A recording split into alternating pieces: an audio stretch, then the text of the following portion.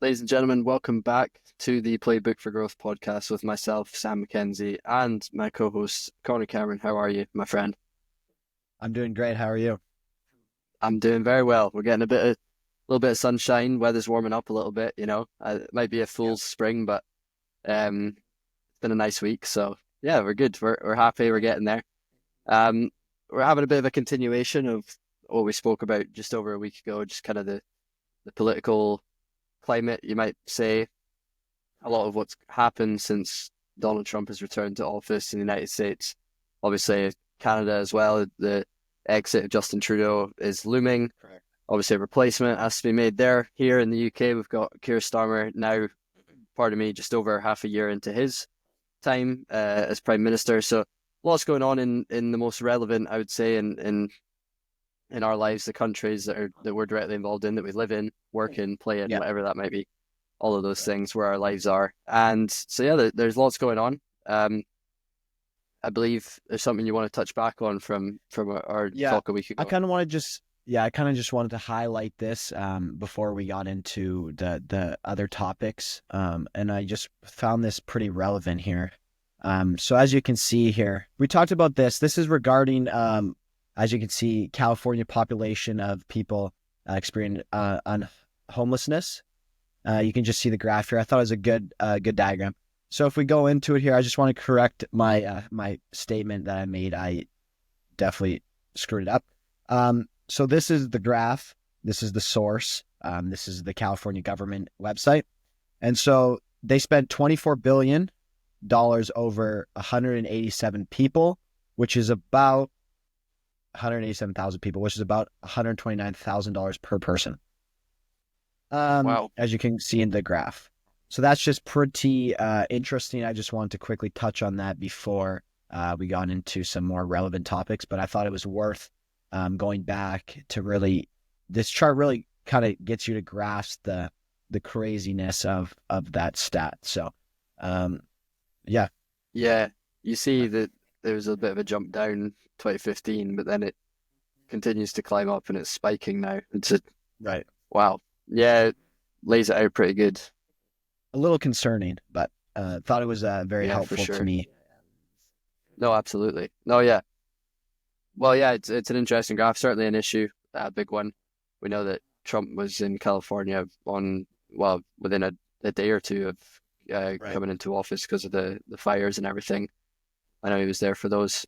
California is always going to be the center of attention, right? It's one of those Right. states, Silicon Valley alone, right? No, for But sure. everything that goes on there, right? Well, let's move in. Obviously, Trump's been in just over a month now, which is Yeah. crazy. It feels like less than that, to be honest. Um, Obviously there's a lot of there's the usual stuff. We know that it's been active from day one. What do you think of? We'll go back on to Trump's dealings with, let's call it, Ukraine and Gaza, and trying to buy Yeah. Greenland and Canada. He's saying that, you know, it's all America first, but then at the same time there is a lot of focus on kind of not trying to be a bully, but trying to, you know, get his foot in the door overseas, and he's stirring things up as he does. What do you think of what have you made of what's been said, what's been done so far? I think the foreign affairs part is definitely very relevant in this term. Evident of pretty much what you just talked about, the topics there. I mean, we can go down the list. I mean, the Gulf of Mexico is no longer the Gulf of Mexico, the Gulf of America. Like that's just one recently. That's a huge point. Um, but I don't I don't think Trump I think Trump's a peacemaker, quite honest. I think that he wants peace. I think that he's trying to create peace. He doesn't like wars. I mean, you go back to his first term. I mean, look at Afghanistan, look at the Middle East, look what he did there with regards to the terrorism and um, those terrorist groups. I mean, I don't know the exact number, but there was no active gunfire for a long time during his period. So he obviously knows what he's doing in regards to foreign affairs with peacemaking, military, etc. So I think that what he's done and what he's going to do is definitely what he's talked about doing about Ukraine, Russia, Israel, all that stuff. I mean, we'll see what the actions pursue like come about that. But I think that it's definitely a big step. I mean, I think a lot of these protests, wars, this commotion around these big topics have definitely been very relevant, and people are kind of looking for a an end, and hopefully he'll bring that.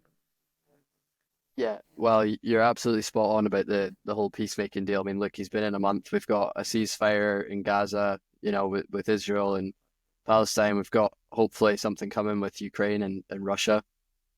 That war has been dragged on for so long. It was almost the entirety of Joe Biden's presidency. It was just Yeah. it's crazy, like it's barbaric. It needs to come to an end, and hopefully we're going to get that. Obviously, here there's a lot of dialogue about, well, Trump goes over Europe's head to go to Putin. And I'm like, well, and people say, like Europe's the biggest loser in all of this. Right. I'm like, Britain, we've been sat here, France have been sat here, Germany have been sat here. We can't fund this conflict without America's help. And so the United States have been overextended in fighting the war in Ukraine.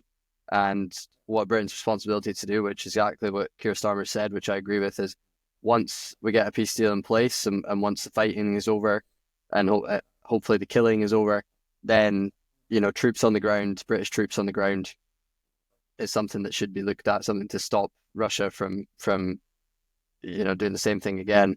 And so yeah, no, it's good, and I would agree. And obviously, Trump clearly feels that America has been overextended internationally, that they're spending too much money overseas. There's too much going on outside of their borders.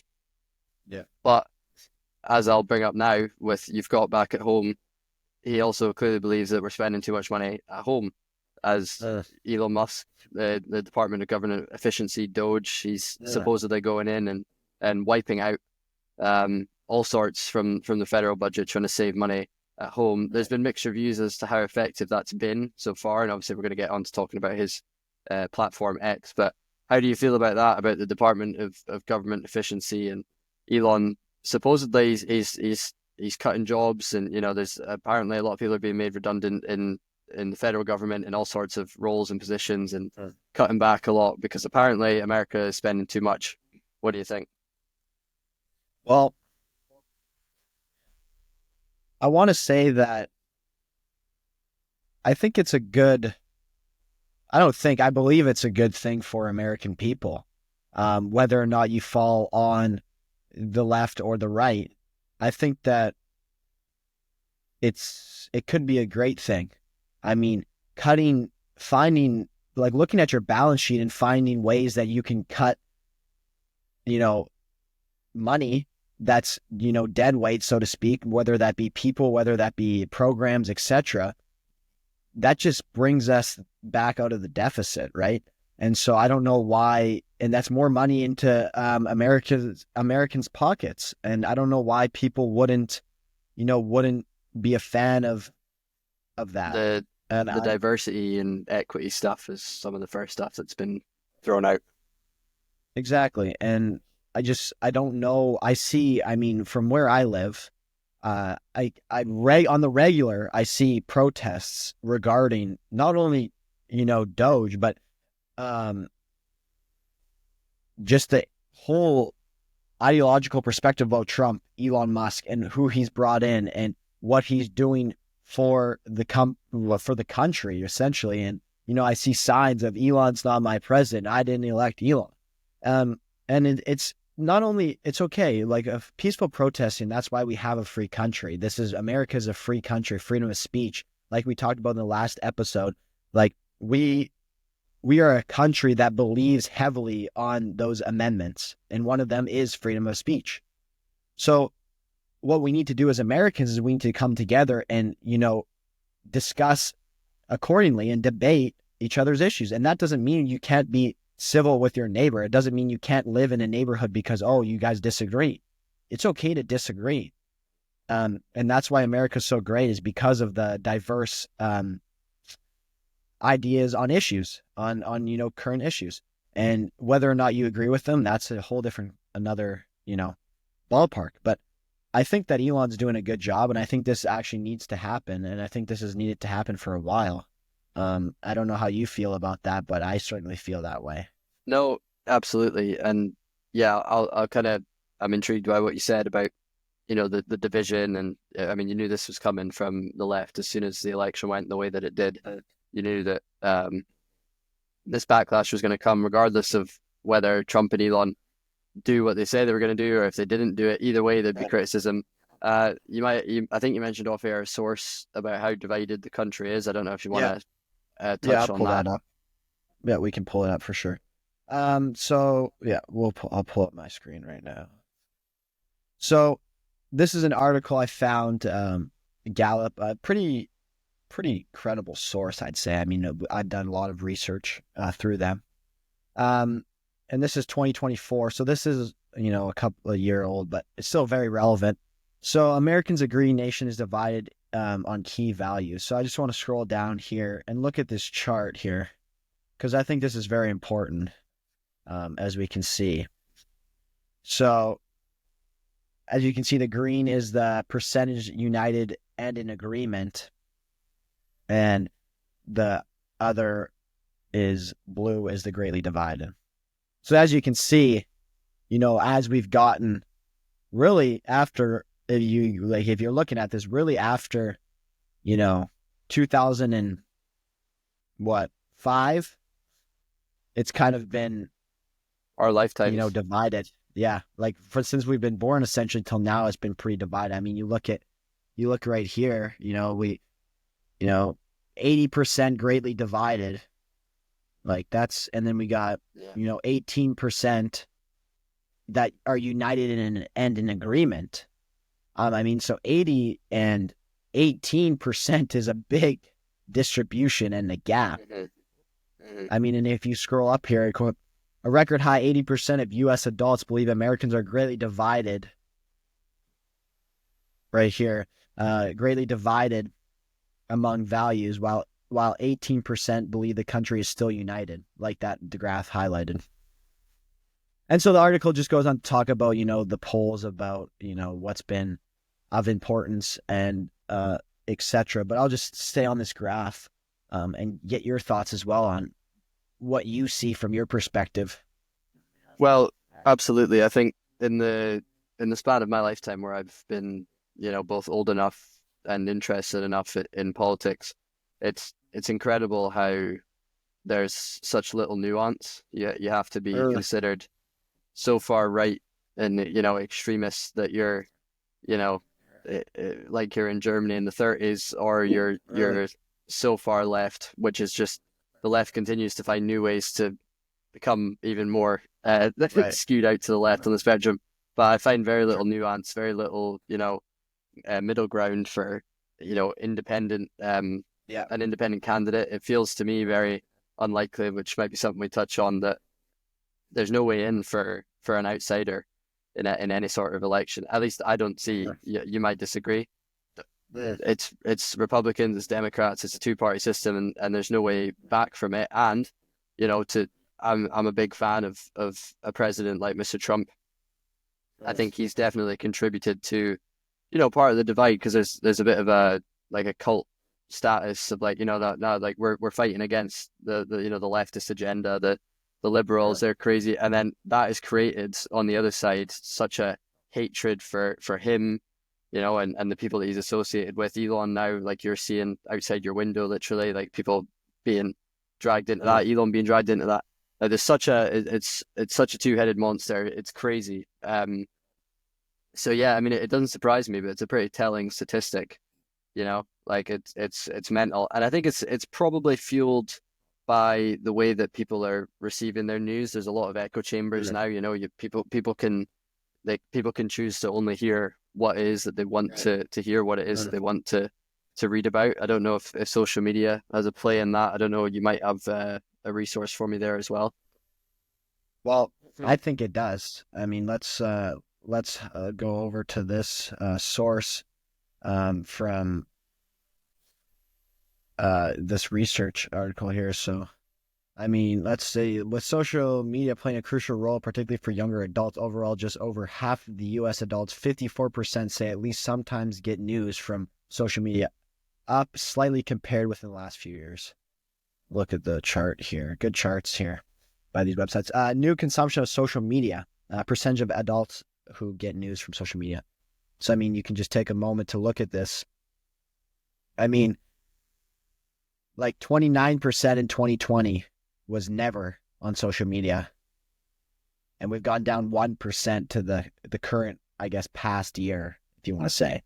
But I mean, you even look at like the bottom numbers often, like it's gone up 2% in 2 years, right? If this is percentage, which I think it is, it says that often 23% in 2020. And then between 2021, 22, 23, it went down. I guess, do you think that's due to the circumstances? I mean, we all know the circumstances in 21 to 23, but Right. isn't that a kind of a crazy stat where those three It's years are down compared to the other two? it is mental. I wonder if the facts that elections were going on in 2020 and Sure. 2024. I wonder if it plays a part because it's America in Right. particular. I mean, although the numbers aren't particularly, that we're not seeing quite the increase that, for example, you're seeing in California with the homeless people. There's Right. not that Yeah. much of a jump year on year, but it's interesting. I also think people are inclined to say if they're going to lie, they're not going to say that they do. They're going to say that they don't. So I think there's maybe a percentage of people Skewed. that claim not to, but probably 100%. do, even if they're not aware that they're getting news in some sorts. Because you scroll your social media feed for more than 2 minutes, it's not just going to Oh, be. It's not purely memes. You're going to get something. no. Right. So So I thought this it's was also interesting. interesting. Well, 100%. I mean, what kind of news like do you see? I mean, you scroll for, a couple minutes, like you said, and it's already, you get a ton of things, right? It's not just, oh, this funny videos. It's a bunch of things. Um, let's see here. Facebook and YouTube outspace all the social media platforms as places where Americans regularly get news. About a third of U.S. adults say they regularly get news. And so let's look here. Instagram, 20%. I'll highlight this so you can see here. Instagram, 20%, TikTok, 17%, X or Twitter, 12%, and then Reddit, 8%, Nextdoor, 5, Snapchat, 5, WhatsApp, 5, LinkedIn, 4, True Social, don't know what that is. Rumble, don't know what that is either. So those are a bunch of social media sites that these news. Yeah, Um, Truth Social is right. Trump's one. Well, okay. We'll even look at this here. For example, 59% of X users get their news similar to 57% True Social. There we go. So Yep. quite interesting there on the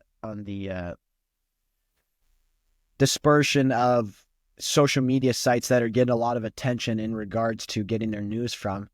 And I wonder, like, in regards with Fox News, ABC, CBS, etc., all these news outlets. I mean, I wonder how much of their business, not even business, but their facts are getting relayed to social media, and that's where people are seeing them.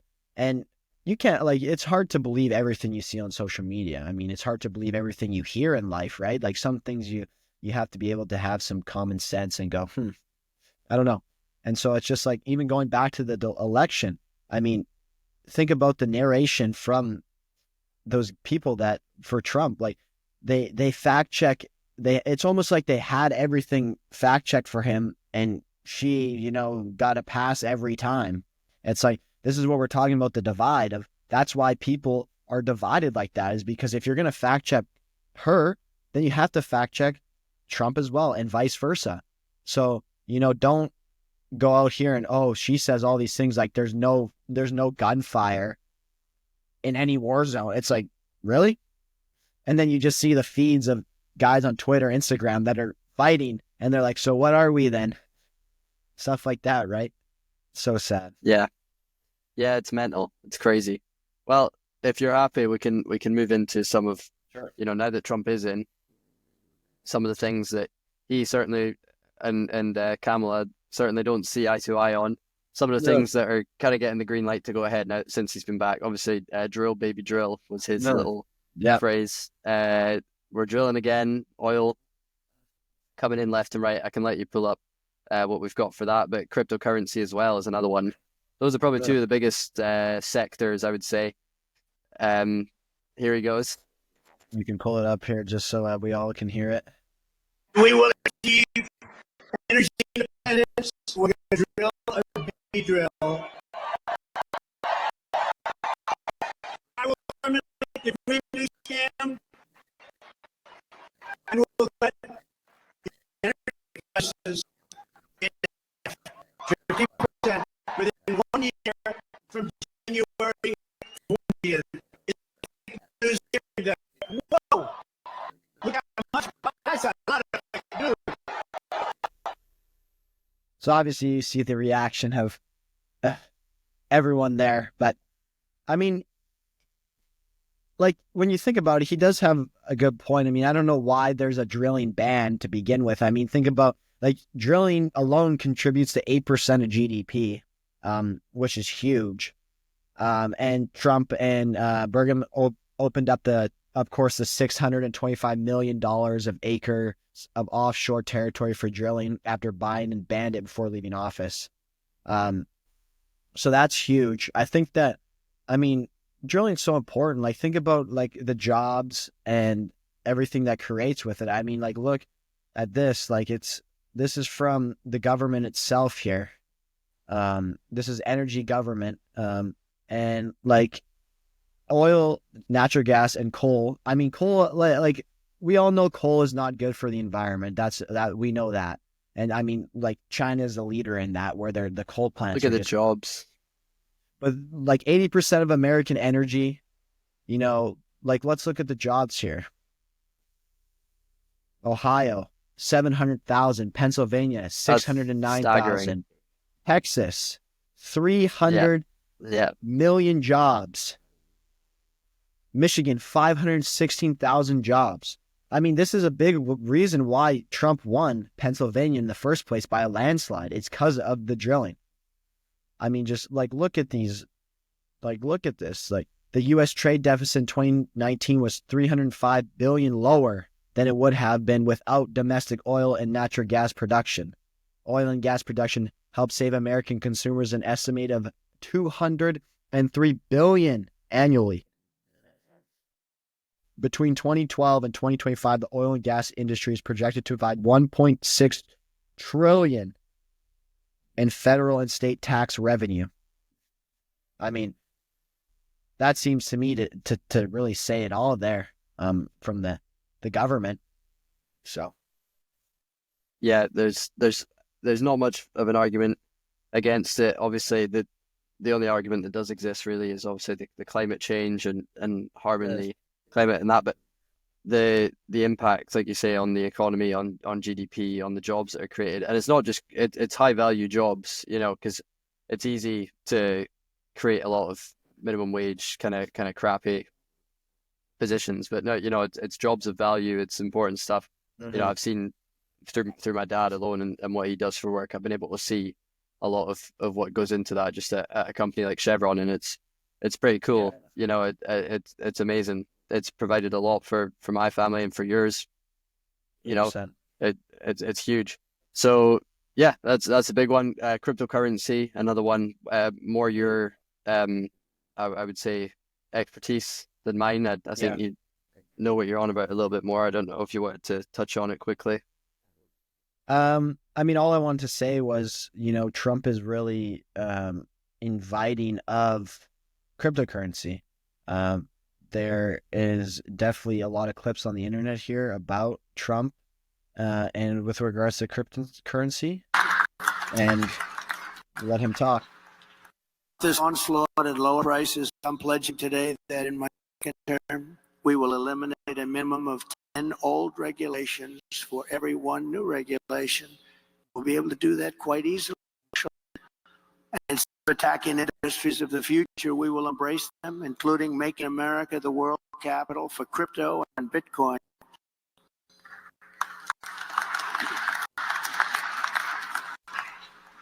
That's quite important. You can just see Trump order on crypto to develop nation's digital asset stockpile, um, support crypto business. So, I mean, you can just see, the reactions of the people. I mean, you can scroll through the comments if you want. I'm sure you get skewed opinions, but I mean, if the Federal Reserve decides to start buying Bitcoin, I mean, who knows where that could go? And we can get a host on the guest here in the future about where he can really deep dive into that crypto world, and we can pick his brain. And then more to come on that. But essentially, it's a big step for the U.S. with regards to embracing the new technology that is being provided and happening right under us. I mean, look at what technology is being developed, not only by Elon, but like Zuckerberg and all these guys. I mean, look at Meta and all these things are just like taking off. And so Yeah, really embracing that aspect of new technology, AI, and really being a powerhouse for America. I think that's huge for us.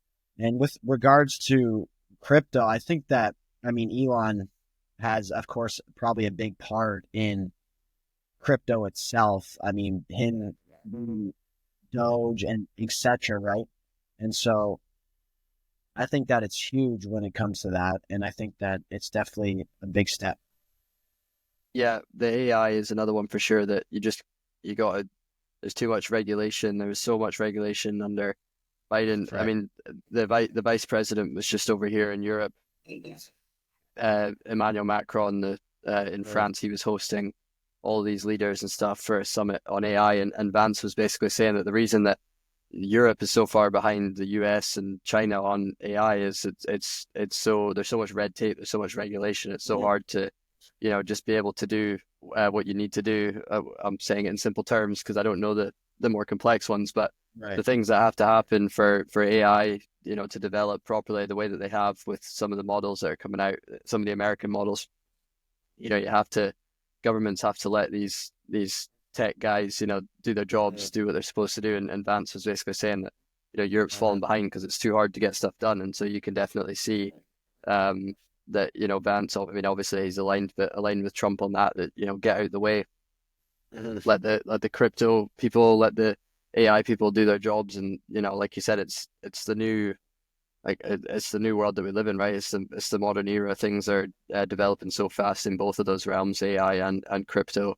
Obviously, all these meme coins and things like that. It's Right. something that I need to learn more about. But yeah, it's fascinating. Like you said, you've got the possibilities are pretty limitless, aren't they? Well, I mean, in terms of Bitcoin, the little rabbit hole, I mean, it's just the whole point of Bitcoin is it's just a decentralized currency, digital currency, right? Where it's, you know, yours and, nothing other than the market essentially, but like, the government can't influence it, can't control it. And I think that's a lot of the influence it has. And being a digital currency or digital asset, you can transfer it anywhere in the world as quickly as you want. And like let's say like you own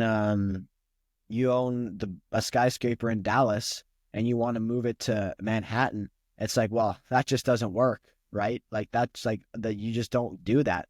But whereas, Bitcoin, you can move your digital asset essentially when you snap your fingers. And that's also a big reason. And I mean, Michael Saylor, some of you might be familiar with him. I mean, he was an early adopter of Bitcoin and he talks about it a lot. But it's just a very cool and innovative way of an asset in a currency.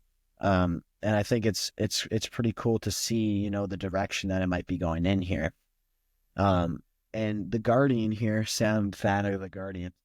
Um, Crypto and big tech backing pays off. Trump makes tech friendly moves, as we kind of highlighted here. You can see here the millions that U.S. Tech companies invested in currying favor with Donald Trump seemed to pay off this week as the new administration issued a flurry of direct that regulations and dropped lawsuits previously aimed at holding the industry to account. Like you talked about there, Sam, about the red tape around, AI, just talked about that. I mean, you can see it's right here, right? Crypto, AI, and social media companies may have made donations to Trump after expecting the benefit. I mean, Elon Musk comes up here, right? And the CEO of these tech companies. But I think this is definitely a big step for America. Yeah, absolutely. It's a vast change from what we would have seen under the other potential administration, and I think that's an important Yeah, point. I don't know if we would want to be in that state. It's definitely cool to ponder, what would, not right now, but in the future of what would or could have happened under the other administration, but we don't need to go Yeah, there. it's worth an episode almost. It I mean, it it might would be. have been wildly different, but we're here. Well, before we bring this one into land, I want to make sure we haven't missed anything. We sort of touched on uh international relations at the start, but Yeah. haven't really focused on immigration today, border security, um, any sorts of things you might want to touch on. Well, what we touched on before in the previous episode, I mean, the country isn't a border, or sorry, excuse me. You don't have a country without any borders. So I think the crackdown on the border security and what's transpired is for any American brings safety and, a sense of peace when it comes towards that, right? And I think that it's important to get behind the notion of this is what's best for American people, right? And I don't know what would you Well, say when it yeah, comes to what he's done and what he's talked about? we've just seen a similar response. Germany had elections over the weekend, and the CDU, which are center right, they won, but also with over 20% of the vote. Was the alternative for Germany, which is considered the far right party with they're looking for a huge crackdown Right. on immigration, and they've got a lot of support amongst younger people our age. And so it's interesting that you see not just in America, you're kind of seeing a shift backwards. And I've touched on it before in the last episode. There's there's sort of a misconception that it's focused on all immigrants, which is just wrong. Like I was an immigrant in America for 7 years and in Canada for 3 years, and my dad was on a skilled work visa, and there's so many millions of people that contribute to economies in that way that the British economy would go backwards without the immigration that we've had. That being said, it still needs to come down a little bit. It's criminals, it's the wrong type of people being let in that is the foundation of the problem, and that's there's no debate or discussion to be had there. If Donald Trump goes up there and says, like, these criminals and gang related people like flown into the country, what's the debate about that being okay? There isn't one. It's a non-starter. And obviously you saw recent violence in Germany with, I can't remember if it was a Christmas market stall or something, but obviously it was it was an immigrant that had drove his car into the crowd or whatever. And those kind of events are always going to fuel fuel the discussion and fuel the kind of the anger and the backlash. But look, to a certain extent, people are right to to want closed borders, as we've touched on last episode and this one as well. A certain level of immigration is good, helps the economy. On the same, on the other side of the token, country, like you said, without borders, isn't a country at all. Then I think that was you what you said earlier in the previous episode. But I'm gonna share this source. I think this is pretty important. So, White House securing our borders executive order. So this is January 20th. So this is a little over a month ago. And you can see Act Day right one here. for Trump. Yeah, day one here. You can see Act right here. Section 1, purpose. Over the last 4 years, the United States has endured a large-scale invasion at an unprecedented level. Millions of illegal aliens from nations and regions all over the world successfully entered the United States, where they are now residing, including potential terrorists foreign spies, members of cartels, gangs, and violent criminal organizations, and hostile actors within malicious intent. Like you just talked about, there's immigration, and there's, what would you call whatever it? that is. Trespassing. Yeah, I don't yeah. I don't know what you call Invasion that. Yeah, is probably the invasion. Like word Mr. it, Trump would like use. going maybe worse. But like I'm defending him 100% on this act, because this is totally what American people wanted when it came to voting in elections. When elections came, what was one of the top priorities, which was border security, inflation, gas, etc. Right? Those are like daily that Americans want. And so I don't know what you want to call that, but it's definitely not immigration, because immigration is a totally different process.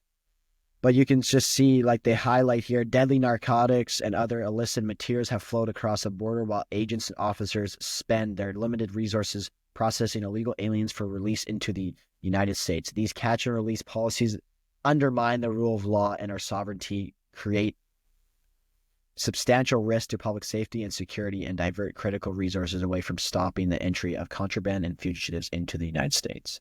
And of course, it goes on to tell you exactly what they're doing. Section 2 policy, A, B, C, D, all the way down here, and it's the full executive order. This order is not intended to and does not create any right or benefit or in law enforcement. And so you can see the departments, agencies, etc. for the people. But I think what it comes down to at the end of the day is the funding, right? That's needed to, protect the border and to secure the border. And I could double check, but in regards to, the resources going to the border, I know Justin Trudeau, was talking about $200 million worth of, resources in order to help sustain the border. If you want to touch on that. Yeah, absolutely. I forget. On Chris Williamson's show, there was a guest. I think he's been in the. Was he? I mean, certainly served in the army in some capacity. I'm so annoyed that I can't remember his name now. But he's basically talking about he's been at the border plenty of times. Very big Right. respected name, and I'll find his name once you're talking. But basically saying that that the southern border is like ridiculously understaffed, underprepared. Like it would be very easy for Americans, especially to be fair, if we're going to continue to take take money away from Ukraine and other overseas investments that they've got going on, and the Doge, federal spending and all that. The more money that's created, the more that you can send to the southern border to help crack down on the problem. Another thing that I know Trump's on about is when Mexicans or people through Mexico are seeking asylum, to keep them on the Mexican side of the border, as opposed to having them held in the United States before their asylum claim is dealt or sorted with. So yeah, that's another thing. But yeah, no, it's certainly a solvable issue. Obviously, Trump believes it is, because otherwise he wouldn't be taking these measures to make a difference. So yeah. Right. Well, here's a tweet. Justin Trudeau, I had a good call with President Trump. Canada's implementing our $1.3 billion border plan, reinforcing the border with new choppers, technology, and personnel, enhanced coordination with our American partners, and increased resources to stop the flow of fentanyl. Nearly 10,000 frontline personnel are and will be working on protecting the border. In addition, Canada is making new commitment to appoint fentanyl cartels, terrorists, ensure 24/7 eyes on the border, launch a Canada-U.S. joint strike force to combat organized crime, fentanyl, and money laundering. I have also signed a new intelligence directive on organized crime and fentanyl, and we will be backing it with $200 million. Post tariffs will be paused for at least 30 days while we work together. And that's another thing. The tariffs is just ridiculous, and they'll go back and forth forever on that. So, but there's the tweet from the ex-prime, well, I mean, he's still a prime minister, but the clown himself, about I had a great time with Mr. Trump. So there's a tweet about what they're going to be doing, which I think Canada should be doing that, quite honestly. I think that it is part of our responsibility maybe to help with the border and what's gone on there in order to protect both parties. Yeah. Well, you forget that the Canada-US border, there's lots going on up there as well. It's just not as doesn't tend to be as criminal or dangerous as the southern border. It was Tim Kennedy that was on Chris's show. That was who I was referring to. That he was talking about that, which was certainly very interesting to listen to. Um, well, yeah, we'll bring this one into land. Obviously, like you mentioned, that Canadian elections will be coming up sooner rather than later. Yep. There will be an unnamed Liberal leader against Pierre Poilievre of the Conservatives. So we'll see what happens there. I imagine we'll talk about that in the near future.